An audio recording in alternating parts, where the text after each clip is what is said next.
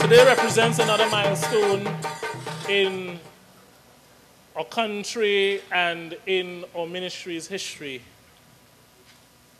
The ministry, throughout recession, throughout growth periods, have always strived to hold and commemorate these sort of activities, because it is within commemorating these sort of activities that we grow. We build a certain sense of camaraderie and a greater understanding and appreciation of each other. May I say how very privileged I am for this opportunity to speak to you on this pet subject of mine, genealogy of Indo-Trinidadians. Now, genealogy, I will start with my definitions, because sometimes people look at genealogists and they call me a gynecologist. Well, it's quite different. It's quite different, because genealogy is a branch of history which includes the determination of family relationships, not by copying, but by research. Now, I have sometimes a little quarrel with my history friends, because I tell them that history, you have to read history and understand history and write about it. Whereas genealogy requires calculations.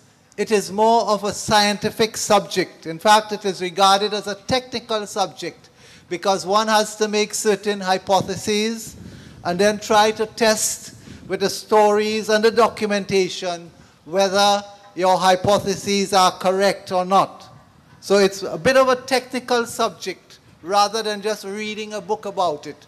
So as I close, I want to beg you, if you're not interested in this topic too much, fine, that's okay. But I know that there will be among your children and your grandchildren those who will say, listen, Dad or Granddad or Nana or Aja or whoever, you had the opportunity. You were with the old people. People come to me today and they almost cry and say they wish they had asked their ancestors while they were alive certain questions. They let it slip by because we are always busy doing so many other things. But please, take a few moments. You can tape record if you want. You can videotape if you want. But the best thing to do is to write it down. Write down your information. Check how a pedigree or ancestral family tree is done. As I said, if I had the PowerPoint, I would have shown you here. But it's very simple to do. Do it now, because if you don't, future generations will not forgive you. I want to thank you very much for this opportunity this morning.